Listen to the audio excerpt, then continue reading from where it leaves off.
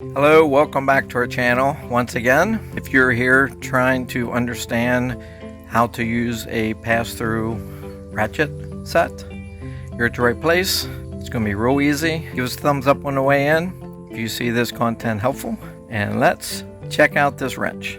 Well, this is the wrench I got off Amazon. I'll put a link down below to make it easier for you if you'd like to purchase this kit to make it easy. This kit works anywhere from 10 millimeter the whole way up to 24, and a good place to use a kit like this is on removing your shock from the springs, the strut assembly.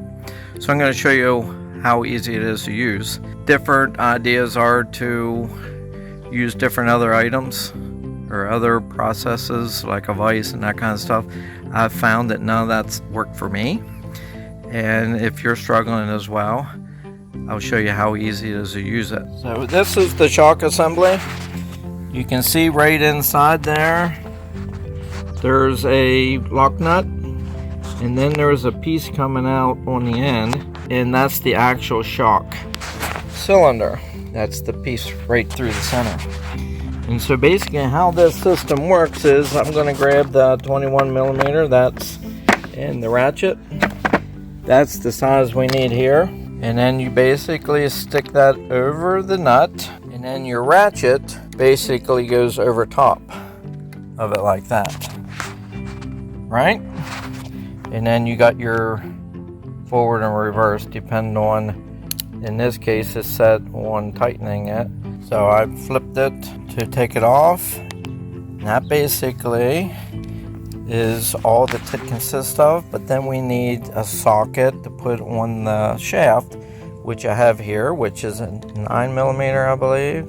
Yep, 9 millimeter. So you basically hold the rod with this one, and then I gotta hold that. Basically break it loose. Well, I tried this little dinky wrench and it didn't work so well. So I ended up getting a bigger wrench. It ended up breaking loose, that's all it took. So basically all I'm going to do is just kind of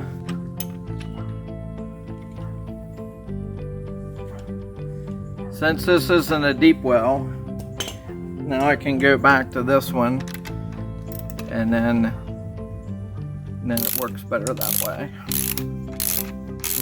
So you kind of need a deep well, but a bigger than a 1/4 inch drive, 3/8 drive, or even a 1/2 inch drive. Probably a 3/8 drive would be the best. There it come apart, and there's the nut. Anyhow, it's off,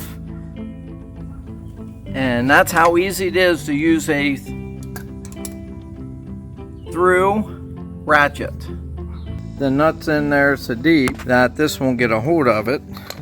So there is a handy dandy extension, and this end here goes down over the nut or the socket, and then get a extension for your 9 millimeter that's inside.